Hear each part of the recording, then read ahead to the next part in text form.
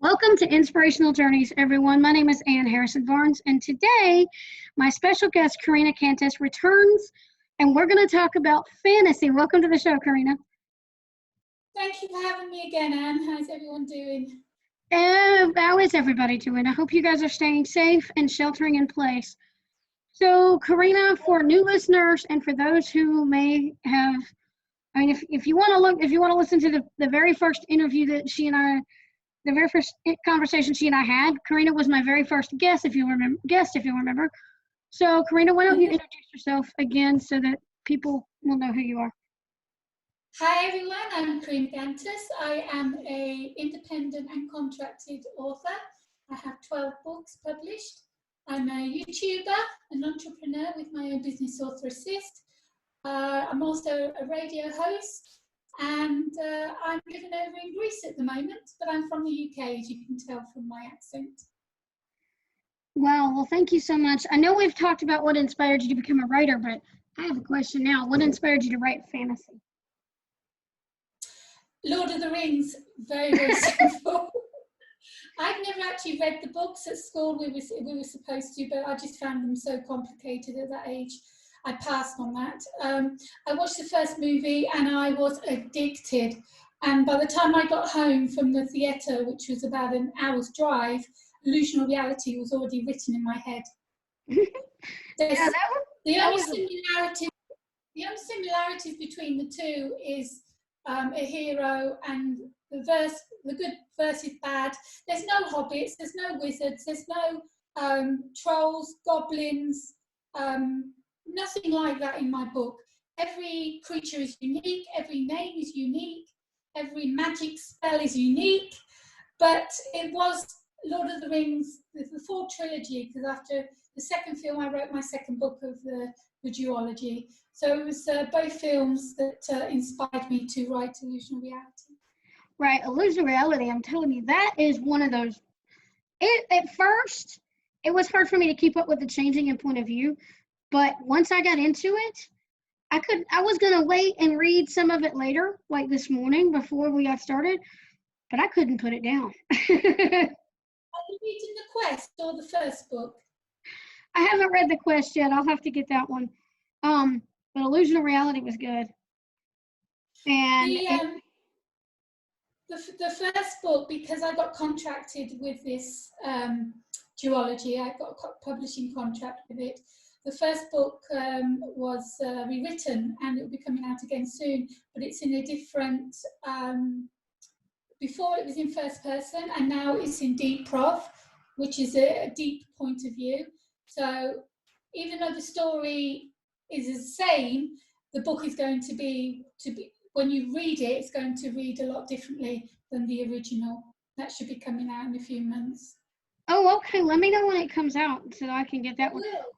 Are you going to get those in Audible or in audio as well? This is the reason that I took a publishing contract, because I've been self-published all my life and I'm really happy to do my own work with marketing and what have you. So the only reason I took a publishing contract was for this duology, was so my publisher could actually sell the books in bookstores, which I can't do myself living over here, and also be able to put them in audiobook, because another thing that ACX won't allow is for me to narrate other people's books or to have any of my books narrated, because I live in Greece. It's only the UK and the US. So my publisher is from the UK, Scotland, and so that's why I really agreed to the publishing contract, was so I know once Illusional Reality second version comes out and both of the duology is out, then we're going to start work on the audiobook. Oh, nice. That will be really interesting, I think. So, your magic spell, how did you do your world building? Did you have a map? Well, I had a map in my head and someone was going to draw it, but it was a bit complicated for them. Most of the actions is between two lands, Ticinia, which is the good land, and the Saints, which is on top of a mountain, looks down upon Ticinia, and Ticinia is like a forest. So you have two pieces. They're two pieces of the puzzle. You have the Dark Warlord, Darthorn. He's the Warlord of Saints, and he lives in a massive dome on top of the mountain with a massive window where he can look down on all the Ticinians. He's been trying to get power of the channelings, which are sacred stones that the Ticinians possess. It gives them the strength. He's been trying for years to get those stones, and he hasn't succeeded. And now Thaya's suddenly appeared, the long-lost princess, and she's learning who she is and learning about all her powers, that he's even more determined to get those stones and to actually get rid of Thaya at the same time. The Ticinians live in a forest. Basically, they live above the ground because they don't want to be on the bottom where they can get attacked. So their trees are so large that when you actually walk into the tree, it's like a staircase going up into the tree. And then they have the tree houses, and they have little bridges that attach from one tree house to another that keeps them all in communication of themselves. They can walk around from one person's house to another, and they leave again either by rope, ladder, or walking down the stairs that's inside the tree trunk. And that's basically from the first book. The second book actually leaves Ticinia and goes to the Outlands, and then we have a whole different world building for that. Yeah, it sounds like that's a whole new thing. And I think Thaya's power. I'm curious now because, and I don't want to give, and I hope this is not a spoiler, but I'm curious now. Where does she get the strength that she has from? I know she can speak to the changelings, but where does she get that inner strength? And she knows, and it's like she loses. She doesn't remember what she's done. What exactly takes over her body?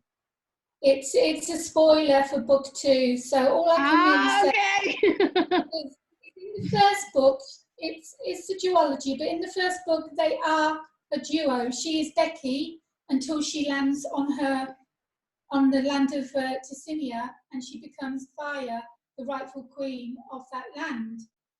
And when she arrives, that's when the power starts, and the tutor, Alcazar, teaches her how to control her power, but he notices that there's this hidden strength, and that she can actually do more than she's supposed to be able to do. She can actually create spells that other Ticinians do when she's not supposed to. So he knows there's something strange and different about her. When the power comes out, she doesn't remember anything about it. So only Alcazar or Valcon, who is the healer of Ticinia, knows that she has this second will inside of her.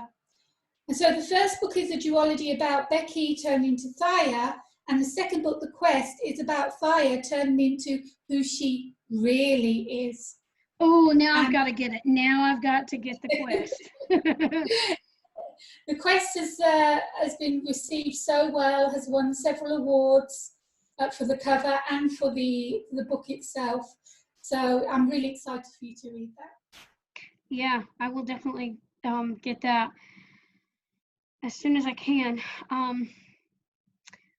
So do you have any other fantasy projects that you're going to be working on, or were these the only 2 fantasy books? I went from starting 27 years ago. I went from writing MC thriller, violent biker books to short flash fictions of all genres. Then I did a supernatural young adult, which was to do very biographical about when I was bullied through my schooling. And then I did the fantasy because of Lord of the Rings, but that was actually written 15 years before I actually published it. It was actually written and put away and forgot about, and I worked on other books. From the fantasy, I then went to dystopian erotica, which are two genres that not very heard of as one book. Two genres that are not usually mixed. Exactly. And the ones that have read it and everything is going well with that and people have loved it. I worked with another author on that. She kept hers clean. I did mine erotica. And so if anyone's interested in toxic, they can go out and have a choice of which kind of book they want to read. But it's exactly the same story. And it's a dystopian world. Again, it's world building, which I love doing.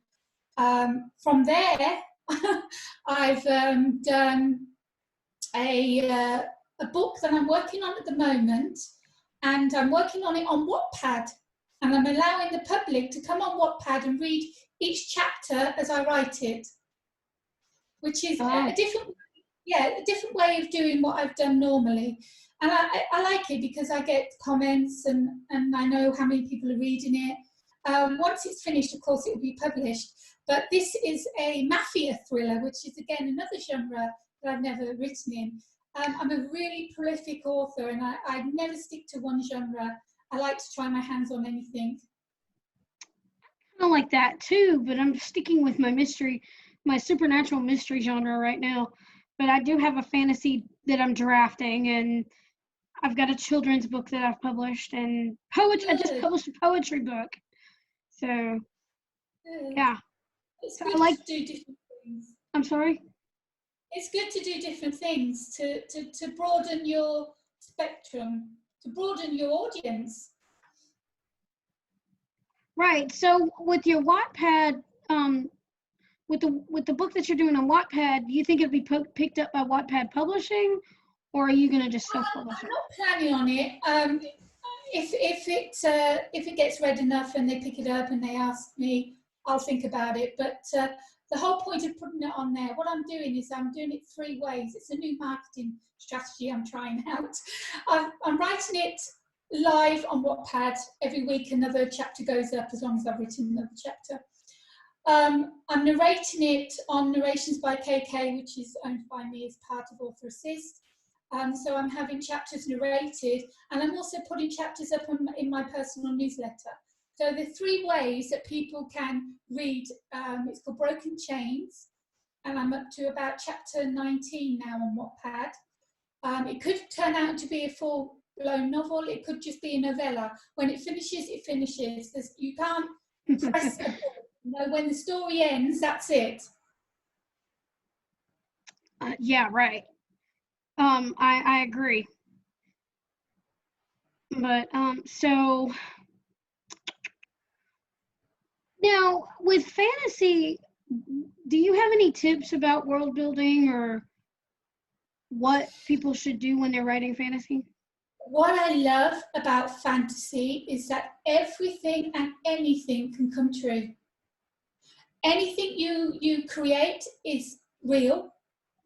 The characters, the place, doesn't matter how bizarre it is, it's real because it's fantasy. It's allowed to be realistic. And that's why I love it. Yeah. You let your imagination go. You let it free. It doesn't matter how wacky the idea sounds. I mean, I have this creature, I can't even remember what I've called it now, in book 1, that's half a squirrel and half a rat with wings.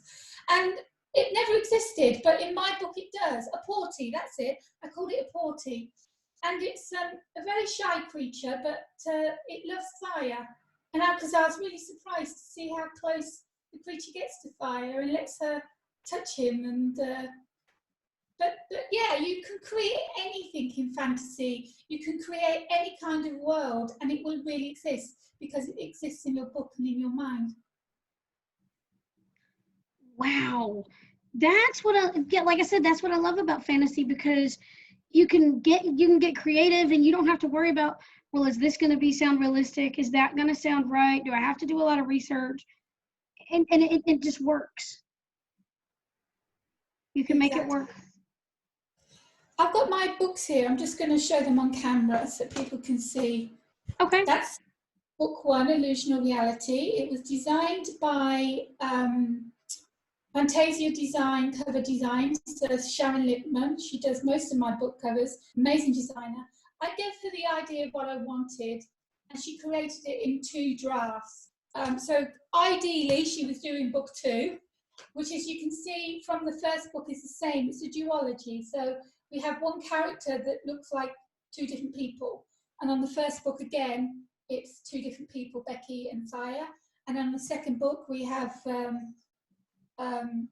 Fire and what the other half is, and I'm not going to say. So these...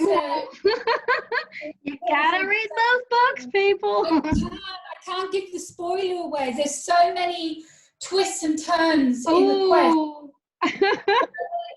I can read the blurb, but that's... do you want me to read the blurb? Yeah, please do. Okay. The quest for the truth begins. When Hattie notices a Tessinian crystal glowing, she knows she must stick to her word and return to her homeland as Fire. Knowing her kinsmen need her, there was no hesitation, even though she had more to lose than just her life. Once more, a prophecy has been given that informed her that she must save not just Tessinia, but all of New Mac from Kovon and his psychotic future plans. Along with 3 of the companions, Thaya is sent on a perilous quest to locate a dark crystal which holds a known power called the Dark Force. The group are tried and tested through their journey. There will be deaths and there will be courage and monsters. New friendships are formed and others are lost. Thaya's power becomes stronger and a second will threatens to take over her and her body and soul. Just read that bit. A terrifying surprise waits for them in the city of Helcon. Will they survive? Will Thaya return to Tessinia for the final showdown with Kovon? Open the book for the quest to begin. So I couldn't hardly read it. I haven't got any light on in here, and it was really dark, the cover. Oh, wow. But, oh gosh, I was about to say, I was expecting her to take the crown, but I'm not going to say what happens at the end, but... She does, wow. I mean, she does in the end. She is officially the Queen of Tessinia, even though she refuses to live there. When she comes back, because the promise she's made when they ask her to come back, and Salco takes her again back to well, they can't go back to Tessinia, I can't tell you why, but they arrive somewhere else in New Mac where the Tessinians are all hiding out, and she knows that to save her people, she needs to defeat Kovon once and for all. And according to the prophecy, the only way she can do it is by finding the second Dark Eye, which Kovon warned in book 1 that if she destroyed the Dark Eye, it would be wrong for her to destroy the Dark Eye. But she took no notice of it and she destroyed it. Now, if she hadn't, there wouldn't be an actual quest for another one. But yeah, so there's a prophecy that there's another one, a twin, and it's in the city of Helcon. And so she has to go through many trials and tribulations before she can reach the city, and she has certain companions that go with her on this quest. Oh, I want to ask you a question, but I know it's probably gonna spoil it. Oh. Can I ask? I might not answer it. I think I know what you're going to ask. Did her lover, and I can't remember his name, was he actually killed? Oh, you can't answer that one? Yeah, I mean, in the end of book 1, he says goodbye to his queen. He makes sure that when she awakes that he didn't want to say goodbye and that his body was burnt. And he killed Siren and his baby, so he had to be put to death. What happens in book? Does he come back as a spirit in the quest? You'll have to wait and see. Oh, I gotta read this one now. There's more than one hero in the quest, and there's more than one nasty person as well, and there's lots of monsters, and yeah. It's a very exciting. Okay. Okay, yeah, I just want to know what happens next. So now I've got to get the quest. Oh wow. Yeah, like I said, talking about fantasy is really fun because it's that, and you can add mystery to your fantasy too, right?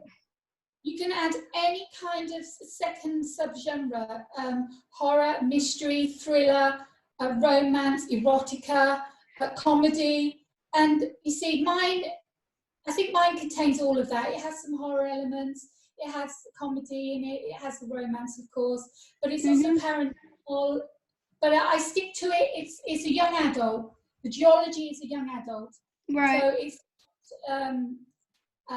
it's behind the door kind of romance. You don't get it. The sweet romance kind of thing. Exactly. You know what's going on without descriptions. Oh yeah, and I love a sweet romance every now and then, and it had that element, and I like that. So guys, you got to get this duology. Oh, I'm sorry. Go ahead. I don't have a lot of happy endings in my books. I think, did I leave Illusional Reality on a cliffhanger? Maybe a little bit of one. A little bit of one, because she does, well, never mind, because I don't want to spoil it. A little bit of one to make you want to go and read the second book, but right. The quest can be read as a standalone because everything that's happened in Illusional Reality you find out anyway in the quest. Right, but still, it does leave a little bit of a cliffhanger. But but yet it does end on an it doesn't necessarily have that happy ending like you would think. No, because that keeps the story going. Well, that and I'm fed up with happy ever afters because fairy tales, there's always a happy ever after, but I wanted it to be a bit more realistic, you know. Right, and I know romances are happy for now or happy ever after, but with fantasy, you can still have a romance that ends on a sour note. Well, yeah.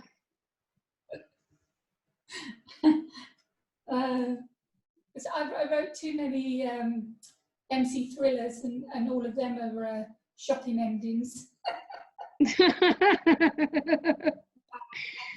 But yeah, I've kept the duology, Illusional Reality, as a young adult, so anyone can go out and get these on Kindle and paperback.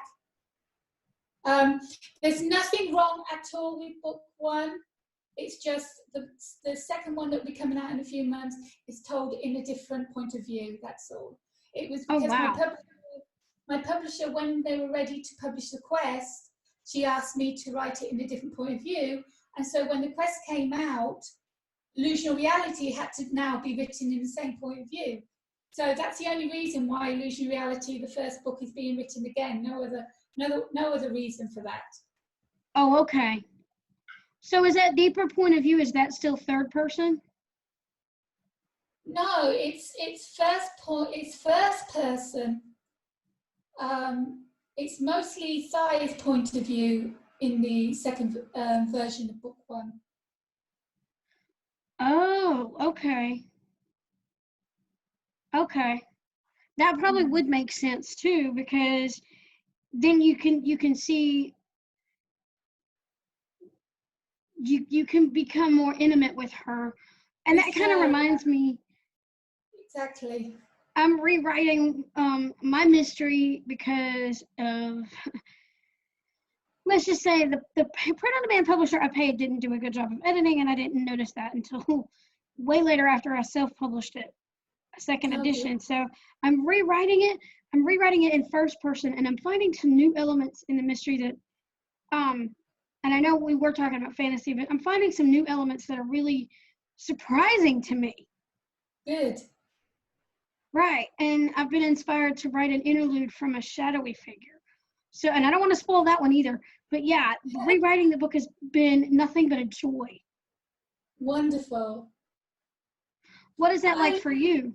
I love writing in first person because I can really put myself into the character's shoes. I get into her head, I feel what she feels, I go through her experiences, good or bad, and I can get that down on paper as myself writing as that character. Deep Pov just goes into a deeper meaning, more emotional, more yeah, just more emotional for the character in Deep Pov. Right. And what's really interesting, I wrote it originally in third person.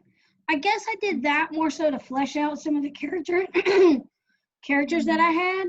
But now that I'm doing it in first person, I'm finding even if I have to put some of the stuff that I put in the original one out on the cutting room floor and dump it in my junk journal, I'm finding scenes that fit together that I can piece together to rewrite and make new stories out of that. Have you experienced that yourself?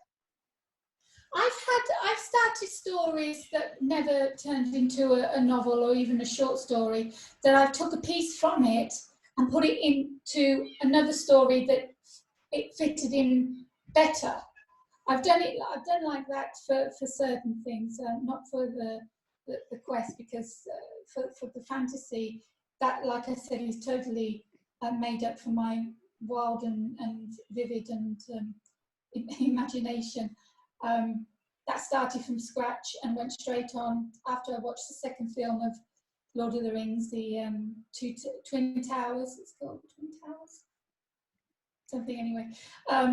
After I watched that film, then I came back and wrote the quest. So it was going to be a trilogy. It was, I have to admit, but I was very happy the way the quest ended. It's not left on a cliffhanger, so there doesn't have to be a third book. I have an idea for a third book, but I have no intentions of writing it at the moment. Oh, okay. So do you have, like, when you get the idea like that, do you have it written down in a notebook or a journal somewhere? Yes, it's written like a blurb or a synopsis of a book. I've got, I'm working on Broken Chains, then I've got another one called Predator, which is erotic horror. Yeah, that idea is already down, and then I have a Dracula story that I had an idea for many years ago. That's written down again as a blurb synopsis, so I can pick up a book anytime and start working on something new. But I really want to get Broken Chains. I'm very excited with the way Broken Chains has gone so far. Oh, nice. Because I know with mine, when I was dumping scenes, I had a secondary character who turns out to be Becca's ally, but I wanted to flesh her out so I could get to know her. And so one of the things I've got even a document for her. So I may write a novella in her point of view. Yeah, that's what a lot of people do, especially for series. They have separate novellas for sub-characters. And with Toxic, the dystopian erotica that I wrote with another author, we've built such an amazing dystopian world. There's no way we're leaving it at one book. So in June, we're getting together on camera and we're brainstorming for book 2. Oh, nice.